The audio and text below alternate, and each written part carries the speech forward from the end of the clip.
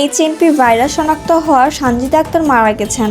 বুধবার 15 জানুয়ারি রাতে মহাখালী সংক্রামক হাসপাতালে চিকিৎসাধীন অবস্থায় মারা গেছেন তিনি। জানা গেছে তার শরীরে এইচএমপির পাশাপাশি অন্যান্য জটিলতাও ছিল, সেজন্য তাকে হাসপাতালের আইসিইউতে চিকিৎসা দেওয়া হচ্ছিল। সেখানেই তিনি মারা গেছেন। রাতেই তার মরদেহ নরসিংদীর বাড়িতে নেওয়া হয়েছে এবং তাকে পারিবারিকভাবে দাফন করা হয়েছে। এর আগে গত রোববার রোগতত্ত্ব, রোগ নিয়ন্ত্রণ ও গবেষণা ইনস্টিটিউট সানজিদার শরীরে এইচএমপি শনাক্তের বিষয়টি জানায়। সে সময় চিকিৎসকরা জানিয়েছিলেন তার শরীরে অন্যান্য জটিলতা থাকায় আইসিইউতে রেখে চিকিৎসা দেওয়া হচ্ছে। চলতি বছরের শুরুতে চীনের প্রথম এই ভাইরাস সংক্রমণ ধরা পড়ে। এতে চরম আতঙ্ক ছড়িয়ে পড়ে। এরপর জাপানে ভাইরাসটি শনাক্ত হয়। ভারতেও ছড়িয়ে পড়েছে ভাইরাসটিকে হিউম্যান মেটানিউমো ভাইরাস বা এমপিভি নামে চিহ্নিত করা হয়েছে। এই ভাইরাসের কারণে সাধারণত ঠান্ডা, জ্বরের মতো উপসর্গ দেখা দেয়। শীতের মৌসুমে ভাইরাসটি বেশি সক্রিয় হয়ে ওঠে।